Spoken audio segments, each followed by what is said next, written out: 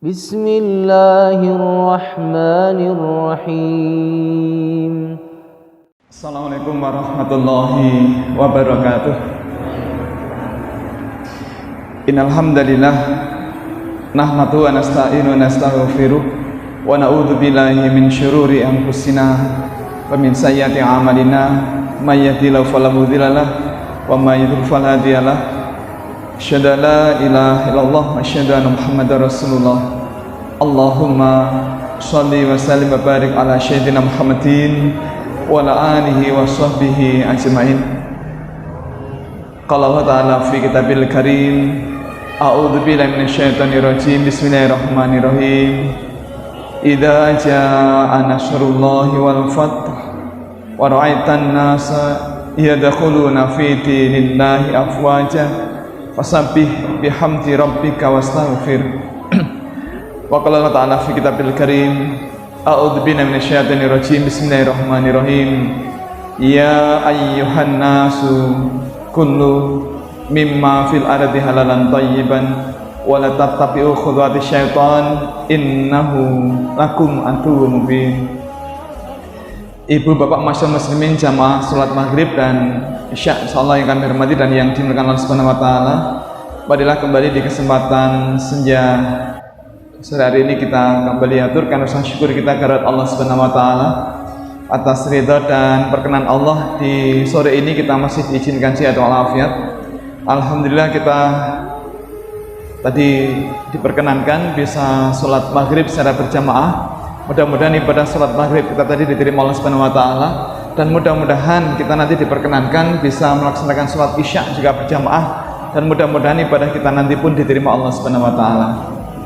Yang kedua, semoga sholawat dan salam senantiasa Allah limpahkan kepada baginda Rasul Muhammad sallallahu alaihi wasallam, dan semoga Allah limpahkan pula kepada keluarga beliau, juga sahabat beliau, para tabi'in, para alim ulama, dan semoga terlimpah ruah pula kepada kita sekalian yang hadir di kesempatan malam hari ini. Ibu bapak, di sesi kedua materi melihat perkembangan Islam di luar negeri, akan kita mulai dengan informasi berbagai tayangan atau tampilan logo halal di berbagai negara. Jadi sekarang perkembangan Islam di berbagai negara luar biasa, sangat maju, sangat pesat. Bahkan produk halal di berbagai negara sudah cukup banyak. Nah, kalau itu ditampilkan dengan logo halal, maka sekarang sudah ada banyak logo halal. Yang kita tayangkan di sini adalah logo halal dari Indonesia, MUI. Ini ada Majelis Ulama Indonesia. Ini logo yang kemarin dipakai resmi. Nah, sekarang logonya ganti. Logo ini masih dipakai, masih standar, masih berlaku, tetapi mulai tahun ini pemerintah sudah mulai menerbitkan sertifikat halal.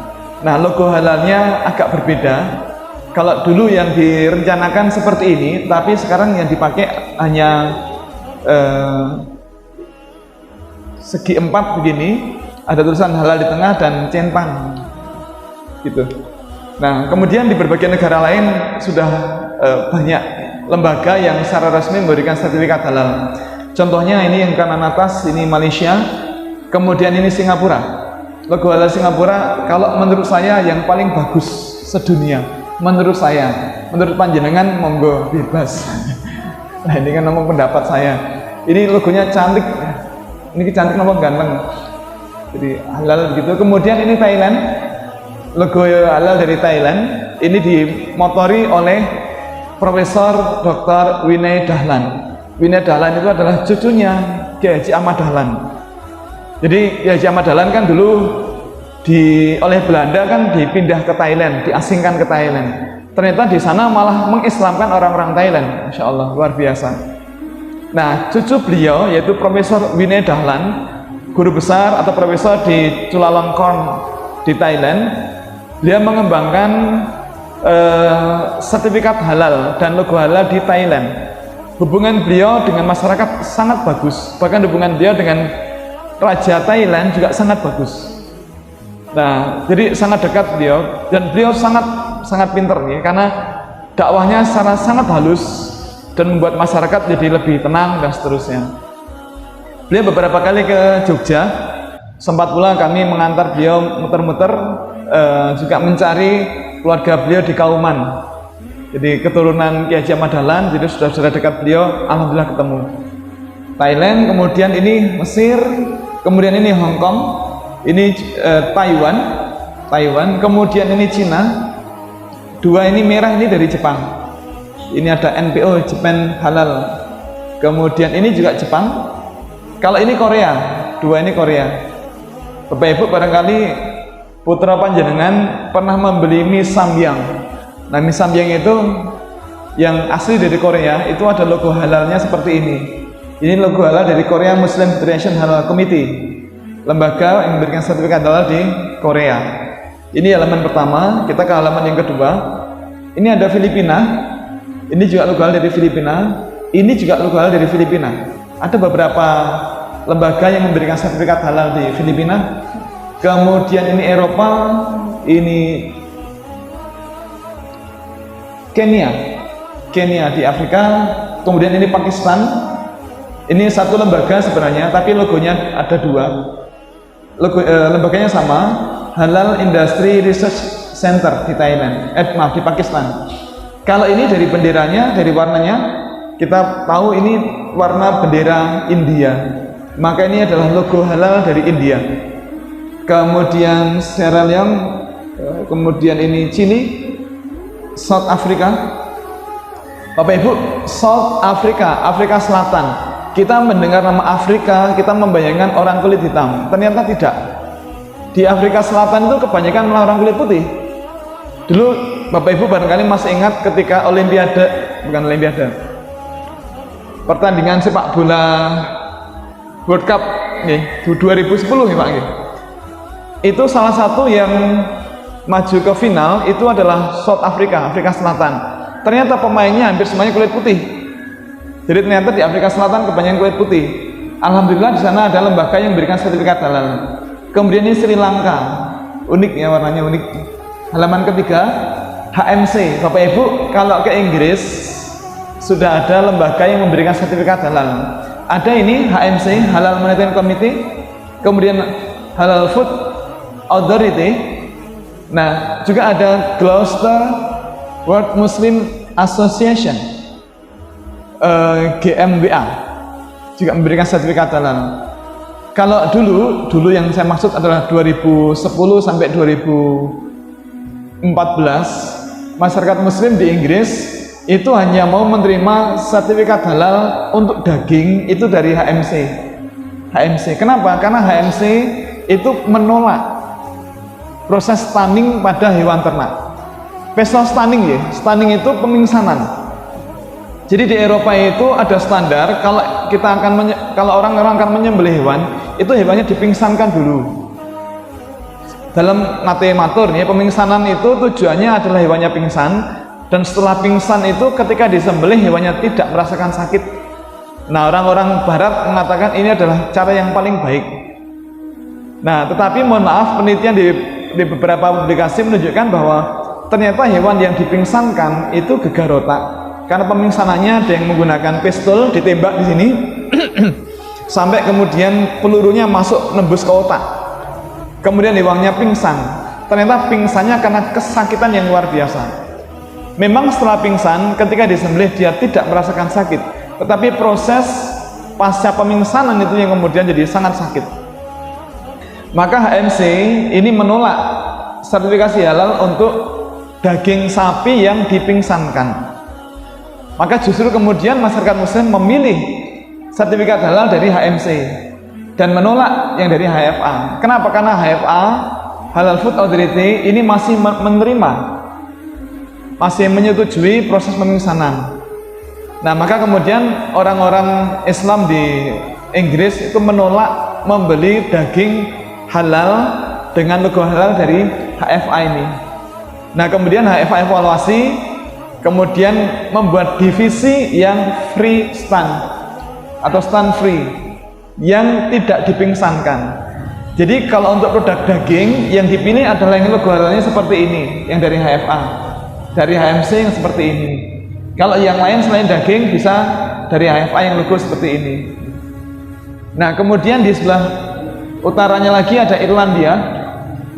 Logo halalnya seperti warna benderanya, hijau muda dan hijau tua.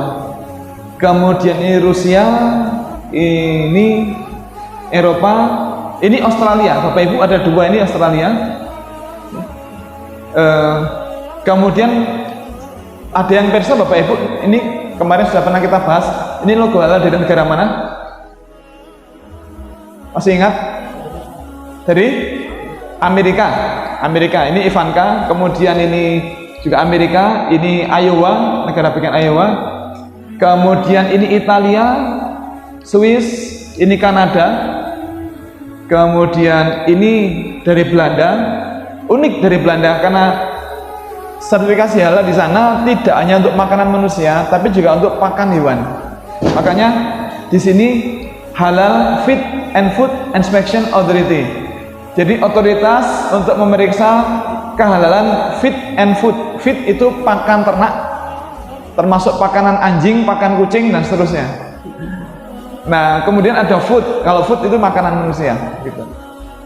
Nah, kemudian ini ada beberapa negara yang lain, Lyon, Prancis, Argentina dan yang lain.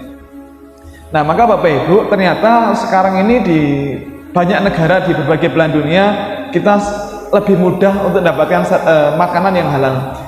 Kemudian Bapak Ibu, kalau kita bepergian ke luar negeri, ternyata sekarang ini banyak bandara yang menyediakan menu makanan halal. Bandara, contohnya ini di Bangkok. Bangkok ada toko atau restoran halal di Bandara Suvarnabhumi, ya, di Bangkok, Thailand. Ini juga di Bangkok, Thailand.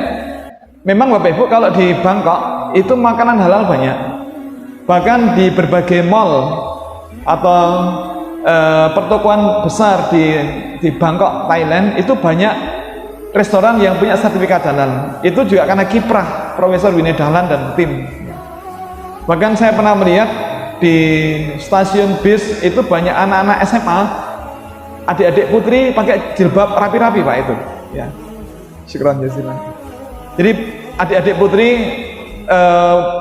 pakai seragam SMA itu pulang sekolah nampaknya. Banyak Pak itu. Ada sekitar 15 orang pakai pakaian rapi sekali, pakai hijab. Ya. Nah, ini di Bangkok. Kemudian Kansai, Jepang. Di Bandara Kansai, Jepang, Bapak Ibu, panjenengan pirsa ini tidak temumplak, padahal dijungkir. Kenapa? Karena ini adalah dummy atau tiruan. Jadi di Jepang itu orang membuat tiruan makanan seperti ini untuk display menu. Nah, yang ini artinya berapa yen, ini berapa yen, ini berapa yen, ada namanya terus ada harganya. Nek gudeg ketinggalan betul nonton nih. Magelangan gitu betul nonton. Ya, jadi ini apa namanya ini?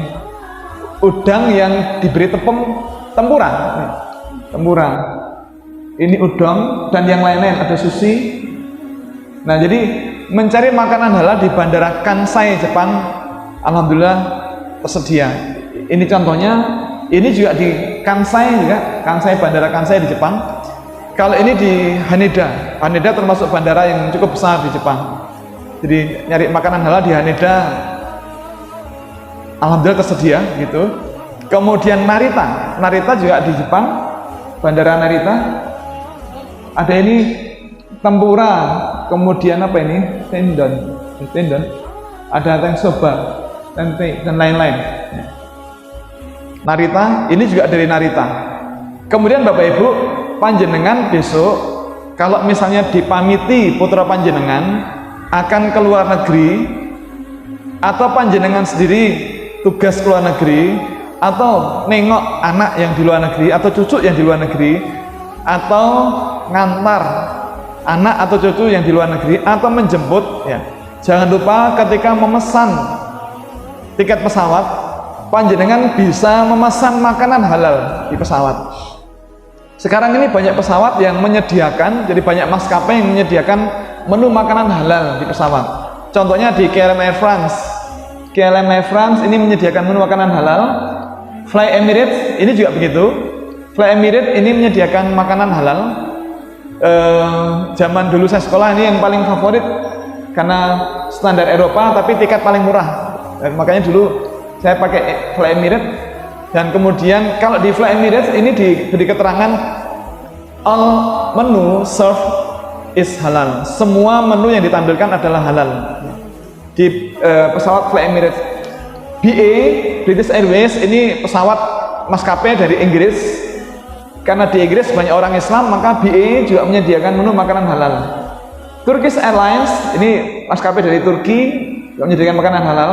Cathay Pacific ini dari Cina, juga menyediakan makanan halal. Virgin Atlantic, Korean Airlines dari Korea, China Airlines, China Southern Airlines, China Eastern Airlines ini juga menyediakan menu makanan halal. Lufthansa ini juga ada menu makanan halal. Qatar jelas negara muslim. Etihad, Bapak Ibu, kalau Malaysian Airlines ini menurut saya nasi lemaknya itu enak. Nasi lemaknya membayangkan tidak apa-apa. Mudah-mudahan kelak diizinkan Allah bisa menikmati nasi lemak itu. Gampangnya ini sekoliwet apa nggih? Nasi uduk. Nasi uduk sekoliwet, nasi lemak. Nasi lemaknya MAS, Malaysian Airlines enak. Japan Airlines, Jepang, All Nippon Airways juga halal. Vietnam Airlines, Singapore Airlines juga menyediakan makanan halal. AirAsia, Sri Lankan Airlines. Nah, milihnya bukan ketika sudah di atas, tapi ketika pesen tiket itu kita bisa order makanan halal. Harganya sama dengan yang lain. Harganya sama. Jadi belinya bukan setelah di atas, karena kalau setelah di atas harganya mahal. Jadi kita belinya ketika pesan tiket secara online, itu nanti kita mesen makanannya. Dan Bapak Ibu, sekarang kita kalau naik pesawat itu sekarang gratis, tidak membayar. Jadi sekarang ini ternyata ya perkembangan baru. Zaman pemerintah sekarang ini kalau naik pesawat tidak membayar. Bayarnya adalah ketika membeli tiketnya. Jadi ketika masuk pesawat itu sudah tidak membayar lagi gitu. Begitu Pak. Sama juga ketika kita naik taksi tidak bayar Pak. Dimanapun sekarang di Jogja naik taksi itu pun nggak bayar. Ini zaman pemerintah sekarang begitu juga ya. Naik taksi tidak membayar. Bahkan kita memaksa diri membayar. Ketika masuk ke taksi bayar itu sopirnya akan menolak. Bukan karena sedang ulang tahun tidak, tetapi mangke mawon nek mandap. Nanti saja kalau turun. Ya, jadi Bapak Ibu nyari makanan halal di pesawat sekarang lebih mudah. Kemudian bagaimana cara kita mendapatkan informasi tentang makanan halal di luar negeri? Ini sekarang alhamdulillah sudah ya Allah memudahkan kita semuanya untuk mendapatkan makanan halal di luar negeri. Itu juga karena sekarang perkembangan muslim di berbagai negara di dunia sangat pesat. Kita akan lihat statistik berapa atau negara non muslim di mana yang populasi muslimnya paling besar. Negara barat dan negara timur yang populasi muslimnya paling besar, negara mana? Mari kita lihat ya. Ini Eropa Timur ya. Dulu ada Uni Soviet, kemudian ada Yugoslavia, Bulgaria, ini ada Inggris, kemudian Jerman Timur dan seterusnya. Ini tahun 61. Dulu nama-namanya masih nama-nama zaman dulu. Ini dulu paling banyak Soviet ya. Eropa paling banyak Prancis, diikuti Jerman Timur dulu, Inggris, kemudian Belgia, Belanda.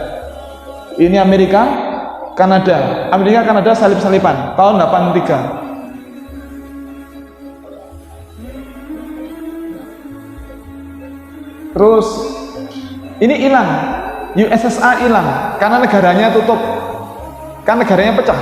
Uni Soviet kan pecah menjadi negara-negara kecil. Nah, ada Serbia, Rusia masih ada, Bulgaria masih paling banyak, muslimnya 12,9% kira-kira, naik turun. Kemudian Rusia naik dengan pesat. Kemudian ini Greece itu mana Greece? Yunani.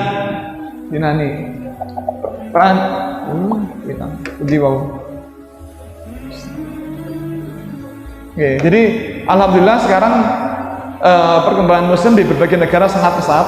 Maka sekarang bagaimana caranya kalau kita sedang di luar negeri, bagaimana caranya kita mengetahui warung atau restoran yang menyediakan makanan halal itu bagaimana caranya? Pertama, Bapak Ibu, kita berdoa pada Allah, nyuwun dimudahkan, mohon diberikan informasi oleh Allah, jadi dimudahkan untuk mendapatkan informasi tentang makanan halal di kota yang sedang kita datangi. Kemudian kita bisa pula bertanya kepada kolega, ke teman, sahabat, tetangga, atau saudara yang pernah ke kota yang bersangkutan, pernah ke negara yang bersangkutan. Misalnya kita mau ke Jepang, nah kita nanya ke teman yang pernah ke Jepang atau ke saudara yang pernah ke Jepang, kalau ke Jepang cari makanan halal bagaimana caranya, tokonya di mana saja, alatnya di mana saja. Panjenengan rumiyin ketika di Jepang itu cari makanan halal bagaimana caranya, daging bagaimana dan seterusnya. Ketika akan ke Australia juga sama, nanya teman yang pernah ke Australia. Atau cara yang kedua, kita bisa mengontak staf dari KBRI, Kedutaan Besar Republik Indonesia, KBRI, atau KJRI, Konsulat Jenderal Republik Indonesia di negara setempat. Kalau ke Perancis misalnya, kita bisa mengontak staf atau pegawai KBRI di Paris. Atau kalau di Perancis Selatan itu tidak ada KBRI, adanya KJRI, Konsulat Jenderal, Konjen. Kalau di Amerika Serikat itu KJRI-nya banyak KJRI-nya. Kita bisa nanya via telepon atau via SMS atau via email. Alamatnya di mana? Alamatnya gampang, kita ketik saja Indonesian Embassy, kemudian negaranya mana. Misalnya Indonesian Embassy United States Amerika atau Indonesian Embassy London misalnya. Nanti akan ketemu alamatnya, ada nomor teleponnya, ada emailnya dan seterusnya. Kita bisa nanya. Jadi misalnya kita mau ke London, kita ngontak staf dari KBRI, mohon info atau daftar restoran yang menyediakan menu halal di London misalnya. Itu biasanya mereka punya datanya. Kita bisa pula mengontak perkumpulan orang Islam setempat di negara yang bersangkutan. Misalnya di Inggris itu ada Kibar. Kibar itu adalah keluarga Islam Indonesia di Britania Raya. Itu orang-orang Indonesia yang tinggal di Inggris, Kibar UK. Kemudian di Taiwan itu ada Formit, Forum Silaturahim Mahasiswa Muslim Indonesia di Taiwan. Kemudian PPMI Belanda, IKMI Korea, KMII Jepang. Sekarang semakin banyak ya. Ada Genier Turki, Askadia Jerman, dan yang lain banyak sekarang, semakin banyak. Kita bisa pula mengontak organisasi ormas Islam ya, ormas Islam yang memiliki perwakilan di luar negeri. Kalau Muhammadiyah ada PCIM, Pengurus Cabang Istimewa Muhammadiyah. Kebetulan saya pernah diundang ngisi pengajian oleh PCIM, Pengurus Cabang Istimewa Muhammadiyah di Australia dan Selandia Baru. Saya pernah dapat undangan, cuma sayangnya ke online. Padahal kalau ngarep-ngarep tiket pesawat mereka ternyata online. Betul apa-apa. Yang penting silaturahim terjaga, kemudian informasi bisa disampaikan. Jadi bisa mengontak pengurus PCIM atau pengurus cabang istimewa Muhammadiyah di negara yang akan kita tuju, atau perwakilan Nahdlatul Ulama luar negeri misalnya begitu. Kemudian bisa pula kita mengontak Om Google atau Mbak Yahoo. Kita ketik halal restoran, kemudian nama kotanya. Misalnya kita akan ke Amerika, ke Washington DC, kita ketik halal restoran Washington DC. Kita mau ke Australia, ke Sydney, kita ketik halal restoran Sydney. Nanti akan ada banyak data. Kita mau ke Jepang, ke Tokyo, halal restoran Tokyo. Kita mau ke London, halal restoran London misalnya. Kita mau ke Melbourne di Australia, ketik halal restoran Melbourne. Nanti akan ada daftar restoran-restoran halal di berbagai kota. Kita misalnya juga mau ke Jerman atau ke Belanda, misalnya ke Utrecht, kita ketik halal restoran Utrecht Belanda, nanti akan ada daftarnya. Bisa pula kita mengontak lembaga yang memberikan sertifikat halal di negara yang bersangkutan. Contohnya tadi ada HFA, maaf, Halal Food Authority di Inggris, Ivanka Amerika, ada IEC, ada HFFIA ini Belanda, Halal Food and Food Inspection Authority ini Jepang, ini juga Jepang, CICAT ini Thailand, Vian Selandia Baru dan yang lain-lain. Jadi di sana nanti akan ada daftar produk yang punya sertifikat halal. Bapak Ibu, Jepang itu luar biasa. Orang-orang Islam di Jepang itu membuat peta ini, Pak. Jadi mereka membuat daftar nama dan peta restoran halal di Jepang. Dan ini dibagikan di bandara. Jadi di bandara itu ada banyak leaflet ya. Salah satu leafletnya adalah leaflet ini, Pak. Leaflet daftar ada daftar masjid, daftar restoran halal ini di Tokyo, di kecamatan Asakusa, Uewo, Yanaka dan yang lain. Jadi ini ada daftar termasuk bukanya jam berapa, alamatnya di mana, nomor teleponnya dan seterusnya. Ini sangat membantu orang-orang orang-orang Islam yang akan datang ke Tokyo. Ini juga dari Tokyo saya kira. Ini juga Tokyo. Jadi bahkan ada petanya di mana istilahnya kita yuan here-nya mana ya? Kita ada di mana misalnya gitu. Nanti dekat, yang paling dekat di mana itu ada. Ini di Tokyo. Kalau ini Chiba juga kota di Jepang. Ini map for Muslims untuk orang Islam. Ini bukan menu. Restoran-restoran yang menyediakan menu makanan halal. Jadi di Jepang nyari makanan halal, alhamdulillah relatif mudah sekarang ya. Chiba. Ya, ini menarik ya. Nah, kemudian Bapak Ibu, beberapa hal penting yang barangkali perlu kita perhatikan ketika berada di luar negeri adalah daging ayam itu tidak otomatis halal di luar negeri.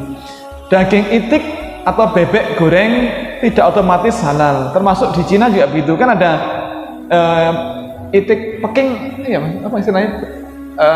Bebek goreng Peking tidak otomatis halal. Daging sapi juga tidak otomatis halal. Mereka hanya halal kalau disembelih secara syar'i. Kalau tidak disembelih secara syar'i maka menjadi tidak halal. Nah, jadi yang paling mudah kita dapatkan adalah kita membeli dari halal butcher atau rumah potong hewan yang halal butcher. Maka produk dagingnya dan daging olahannya adalah halal. Bisa pula Bapak Ibu kita ngelacak halal shop menggunakan Google atau Yahoo, kita ketik halal shops, kemudian kotanya mana. Kita mau ke London, kita ketik halal shops London.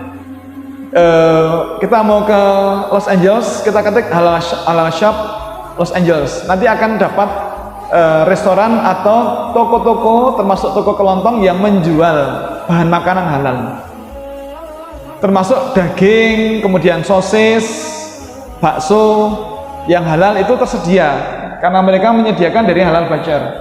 Kemudian Bapak Ibu, daging hewan halal tanpa label halal resmi statusnya adalah syubhat atau masbuh, artinya tidak jelas status kehalalannya. Nah, kalau tidak jelas sebaiknya dihindari. Kemudian kita barangkali pernah mencermati ada ahlul kitab. Bahkan di Al-Maidah disebutkan bahwa 9 ahlul kitab itu halal. Bapak Ibu, Allah berfirman di Al-Maidah ayat 5, makanlah sembelihan orang-orang yang diberi kitab atau Alkitab. Itu halal bagimu dan makanan kamu halal pula bagi mereka. Jadi ahlul kitab itu sembelihannya halal. Tetapi orang Kristen, orang Katolik, orang Yahudi di luar negeri tidak otomatis menjadi ahlul kitab. Kenapa? Karena ternyata banyak ini yang mereka itu sudah menyimpang dari kitab suci mereka. Bahkan mereka setiap tahun, ini yang saya dapat informasinya, setiap tahun mereka berkumpul untuk mengubah isi kitab suci mereka ya. Maka ternyata kitab sucinya tidak sama antar tahun, itu ada beberapa penyesuaian. Ini kan menjadi aneh. Mosok manusia mempetakomplai, mengubah-ubah firman Tuhan itu kok diubah-ubah, itu kan jadi tidak otentik lagi. Tetapi kalau Al-Quran terbitan tahun berapapun itu semuanya sama, tidak ada yang berubah dan tidak ada yang berani mengubah-ubah. Kalau ada isi yang salah, maka Ustaz Joko nanti akan ini keliru karena beliau tahu titik komanya di mana yang hilang atau ketambahan lagi. Nah, maka kalau Quran itu semua terbitan dari semua tahun adalah sama, tetapi kitab suci agama lain ternyata ada yang diubah-ubah. Maka Bapak Ibu, orang-orang Kristen, orang Katolik, orang Yahudi itu tidak otomatis disebut sebagai ahlul kitab. Hanyalah mereka yang tetap menggunakan kitab mereka yang kita sebut sebagai ahlul kitab, termasuk ketika menyembelih hewan. Nah, maka Bapak Ibu, di Eropa atau di negara Barat itu ada yang namanya kosher. Kosher itu halal sembelihan ala orang Yahudi. Kosher ini sembelihan halal atau daging halal ala Yahudi. Nah, orang-orang Yahudi yang ahlul kitab itu ada pula yang menyembelih hewan secara syariat agama Yahudi, dan caranya sangat mirip dengan cara Islam, yaitu mereka wajib menggunakan pisau yang super tajam. Bahkan mereka ada prosedur untuk ngecek ketajaman pisau. Jadi ada SOP mereka yang kadang tidak kita lakukan, yaitu kita ngecek ketajaman pisau sebelum menyembelih. Kita kadang sudah merasa sudah tak asah, mesti tajam, padahal kadang-kadang belum ya. Nah, kalau di Yahudi itu ada standar pengecekan. Biasanya mereka menggunakan kuku, jadi kalau kemudian agak terhambat, tersendat, berarti dia tajam. Tapi kalau kemudian licin, berarti di sisi itu ada yang tidak tajam. Nah, jadi orang-orang Yahudi yang menyembelih hewan secara syariat agama itu dagingnya halal, istilah mereka kosher. Menyembelih menggunakan pisau yang super tajam. Yang kedua, memutus 3 saluran di leher bagian depan, sama dengan kita. Memutus 3 saluran di leher bagian depan, di bawah jakun. Kalau ayam itu kira-kira 1 cm di bawah jakun. Ayam 1 jari. Kalau kambing atau domba 2 jari atau kira-kira 2 cm. Kalau sapi atau kerbau kira-kira 3 atau 4 cm di bawah jakun sini. Itu kira-kira di antara ruas tulang leher yang ketiga dan yang keempat sini.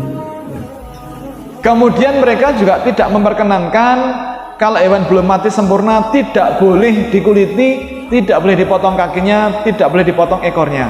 Mirip dengan kita. Cuma bedanya mereka tidak menyebut asma Allah ketika menyembelih. Nah, kalau di Islam wajib membaca bismillah ketika menyembelih. Jika tidak dibacakan bismillah, maka dagingnya tidak halal. Tetapi Bapak Ibu, di Islam alhamdulillah ada petunjuk, ada arahan dari Rasulullah. Kalau kita tidak tahu daging ayam ini waktu disembelih dibacakan bismillah apa tidak, kalau kita tidak tahu, itu kita bisa membaca bismillah ketika akan menyantap. Karena ada hadis dari Bunda Aisyah, beliau mengatakan bahwa ada seorang yang baru masuk Islam datang ke Nabi bertanya, "Ya Rasul, suatu kaum menghadiahi kami dengan daging, tetapi kami tidak tahu ini dibacakan bismillah apa tidak ketika disembelih. Kami tidak tahu ini disebut asma Allah apa tidak ketika disembelih. Ini bagaimana?" Rasul kemudian mengatakan, "Bacalah basmalah kemudian makanlah." Bacalah basmalah kemudian makanlah. Nah, maka untuk kasus daging kosher ini kita bisa membaca basmalah ketika akan menyantap. Tetapi memang ada syarat yang disepakati oleh para ulama dan semua orang bahwa sebelum menyantap pastikan dulu dagingnya sudah dimasak. Karena kalau tidak niku mboten enak, amis tur alot. Jadi nek pun mateng nembe angsal didahar. Nah, logo kosher itu seperti apa Bapak Ibu? Kalau logo halal kan tadi kita sudah melihat ya. Kita sudah melihat tayangan logo halal di berbagai negara. Nah, kalau logo kosher itu seperti apa? Bapak Ibu, ya, kosher itu sekali lagi adalah halal sembelihan ala Yahudi. Logonya ada yang ini. Huruf U. Saya tidak tahu kenapa kok U, saya tidak paham ya. Mungkin bahasa mereka ya. Halal atau K begini, atau K dengan bintang segi 5 atau bintang Daud. Bintang Yahudi kan segi 6. Ya. Ini kosher. Ada logo yang lebih banyak lagi. Nah, Pokoknya kalau ada logo ini berarti daging itu halal kita konsumsi, tetapi kita wajib membaca basmalah ketika akan menyantapnya. Banyak ya logonya, unik, ini macam-macam logo sembelihan halal ala Yahudi. Ini menurut Al-Maidah ayat 5, ini yang kemudian bisa kita konsumsi yang ada logonya seperti ini. Nah Bapak Ibu, kosher itu halal lidatihi, zatnya halal. Tetapi kalau kemudian dimasak, nah masaknya bumbunya pakai apa? Kalau bumbunya ada kecampuran lemak babi ya jadi haram. Dagingnya halal, tetapi kalau dimasak menggunakan bumbu yang ada babinya ya jadi haram. Dagingnya halal, tetapi kalau kemudian dimasak dengan tambahan arak, misalnya arak masak, maka dia jadi haram. Atau daging halal kosher, tetapi menggunakan darah atau produk olahannya ya jadi haram. Itu kosher. Kemudian juga menarik, di Eropa itu ada yang namanya vegetarian. Bapak Ibu, ada vegetarian, ada vegan. Vegetarian adalah orang-orang yang tidak mengkonsumsi produk hewan. Vegan juga begitu, tetapi apa bedanya? Kenapa ada vegetarian, bahkan ada vegetarian society, ada yang kemudian vegan. Vegetarian approved, ada vegan approved. Apa bedanya? Ada yang tahukah? Apa bedanya vegetarian dan vegan? Apa bedanya? Vegetarian, Bapak Ibu, vegetarian itu orang-orang yang tidak memakan produk dari binatang, tetapi mereka masih mau minum susu, masih mau makan telur, masih mau makan ikan. Tetapi kalau vegan itu menolak produk dari makhluk bernyawa. Mereka menolak makan daging, mereka menolak makan telur, mereka menolak minum susu, mereka menolak makan ikan. Itu vegan. Maka jika ada logo vegetarian atau vegan, maka bisa kita konsumsi. Dalam arti mereka tidak menggunakan bahan dari binatang. Jadi Bapak Ibu, kalau ada produk-produk dengan logo vegan atau vegetarian, itu bisa jadi petunjuk bahwa produk ini asal tidak ada bahan baku yang dari binatang. Tidak ada bahan baku yang dari binatang, apalagi vegan. Tetapi mohon maaf, orang-orang vegetarian dan vegan itu masih minum minuman keras. Jadi kalau mereka masaknya kemudian dicampuri dengan arak masak, maka menjadi haram tentunya. Lalu bagaimana penampilan logo vegan dan vegetarian? Bapak Ibu, vegan dan vegetarian kadang-kadang hanya gambar daun warnanya hijau saja, kadang-kadang begitu, hanya gambar daun. Kadang-kadang gambar daun kemudian ditulisi vegan atau ditulisi vegetarian. Ada pula yang ditulisi suitable for vegan atau suitable for vegetarian, cocok untuk orang-orang vegetarian, cocok untuk orang-orang vegan, seperti ini. Atau vegetarian friendly, ramah untuk orang-orang vegetarian, artinya orang-orang vegetarian bisa makan ini, atau hanya tadi gambar daun. Atau suitable for vegetarians, cocok untuk orang-orang vegetarian. Ini juga begitu, ini juga begitu, hanya vegetarian saja. Suitable for vegetarian. Ini bahasa Jerman ya kalau tidak salah ya. Vegetarian. Kalau ini vegan, ini yang lebih strict. Orang-orang vegan sekali lagi mereka tidak mengkonsumsi telur, susu, kemudian ikan. Ya, ini vegan. Logo vegan macam-macam ya, ada 100% vegan, artinya semua bahannya dari nabati. Juga 100% vegan, vegan friendly, ramah untuk orang-orang vegan, 100% vegan, dan seterusnya. Gitu. Bapak Ibu, mari kita lebih dalam lagi mencermati jenis-jenis makanan yang diizinkan di luar negeri itu apa saja, terus yang harus dihindari yang mana saja, terus yang aman kita konsumsi yang mana saja, itu ada gitu. Nah, kita harus memperhatikan kehalalan, karena memang mencari yang halal itu hukumnya wajib bagi kita. Tidak hanya di Indonesia, tapi juga ketika di luar negeri, mencari yang halal itu hukumnya wajib bagi kita.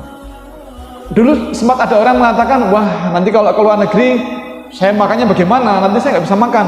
Kenapa nggak bisa makan? Pasti bisa makan. Yang pangapunten, saya 3 tahun di Eropa ya tetap hidup, berarti tetap makan, dan makanannya ya tetap makanan yang halal begitu. Jadi artinya makanan halal di luar negeri tersedia. Nah maka Bapak Ibu, kalau kita kelompokkan, itu ada kelompok makanan yang aman disantap, ada yang harus diwaspadai, dan ada yang harus dihindari. Aman disantap itu artinya bahwa tidak disebut haram di Al-Quran. Jadi zatnya, bendanya tidak disebut haram di Al-Quran. Buah pisang, aneka macam buah-buahan, semuanya tidak pernah disebut haram di Al-Quran. Atau tidak mengandung bahan haram, atau tidak tercemar bahan haram, dan tidak diperuntukkan untuk keperluan berhala. Jadi yang aman itu artinya yang memang tidak tercemar dengan barang haram, artinya aman kita konsumsi, halal kita konsumsi. Ada pula yang harus diwaspadai. Kenapa diwaspadai? Karena mungkin zatnya halal tetapi kecampuran dengan bahan lain yang tidak halal, jadi tercemar atau diolah dengan bahan haram. Jadi misalnya ikan tetapi masaknya menggunakan minyak goreng yang ada campuran lemak babi, maka menjadi haram ya. Bapak Ibu, ada pengalaman menarik dari teman. Beliau bercerita di mailing list itu zaman sekarang WA group ya. Kalau dulu kan tidak ada WhatsApp, tidak ada Telegram, maka dulu kita komunikasi menggunakan mailing list, email tapi kelompok begitu. Nah beberapa teman bercerita, ada teman yang pakai jilbab itu akan membeli fish and chips. Fish and chips itu ikan goreng tetapi ada ini kentang gorengnya. Kentang itu ikan dan kentang goreng. Sepintas itu halal karena hanya ikan dan kentang. Tetapi ketika teman tadi akan membeli, datang ke kios gitu, itu ditolak oleh penjualnya. Dia mengatakan, "We are really sorry, you cannot buy from us." Tidak, mohon maaf, tidak bisa membeli dari kami. Kenapa? Because you are Muslim. Kami menggunakan minyak goreng yang ada babinya. Ini Masya Allah, orang-orang Inggris Pak, ternyata itu ada etika. Ketika mereka menjual makanan, yang membeli ini orang Islam, pakai jilbab, jelas orang Islam, mereka mengatakan, mohon maaf, Anda Muslim, Anda tidak bisa membeli dari kami karena kami menggunakan minyak goreng yang ada babinya. Nah itu kira-kira kalau pas mau membeli jilbabnya dilepas, itu kira-kira diberitahu apa tidak ya? Nah jadi inilah salah satu pentingnya menggunakan jilbab, itu jadi identitas. Salah satu dosen senior di Fakultas Peternakan UGM, Ibu Profesor Sri Harimurti, beliau ketika mengunjungi anaknya yang kerja di Singapura, beliau pernah akan membeli tas kulit. Nah pas milih-milih tas itu beliau didatangi oleh pramuniaga mengatakan, mohon maaf ibu, ini produk ini tidak untuk ibu. Nah Bu Hari mengatakan, saya punya uang kok, saya bisa beli. Mohon maaf, bukan begitu, tetapi tas ini dibuat dari kulit babi. Oh, nah jadi kenapa diberitahu? Karena Bu Hari tadi menggunakan jilbab. Jadi kira-kira kalau pas mau beli jilbabnya dilepas ya tidak akan diberitahu. Jadi itulah salah satu manfaat pakai jilbab, adalah sebagai identitas bahwa kita adalah Muslim dan orang sekarang respect dengan kita. Kita diberitahu. Jadi harus waspadai. Jadi kemungkinan ada cemaran barang haram. Terakhir ada produk yang harus dihindari. Kenapa dihindari? Karena produk ini haram. Karena produknya adalah haram dan tidak boleh kita beli, tidak boleh kita makan. Karena memang haram. Kenapa haram? Karena mungkin disebut di Al-Quran, bangkai haram, darah haram, daging babi haram, minuman keras haram. Nah oleh karena itu Bapak Ibu, kita bisa cermati informasi pada komposisi bahan atau ingredient list. Nah pada pertemuan yang akan datang, hari Kamis yang akan datang, insya Allah kita akan membahas jenis-jenis makanan yang halal atau yang aman disantap itu apa saja, kemudian yang harus dihindari apa saja, dan yang tidak boleh kita konsumsi yang mana saja. Demikian, mudah-mudahan ada manfaatnya. Mohon maaf atas semua khilaf. Assalamualaikum warahmatullahi wabarakatuh.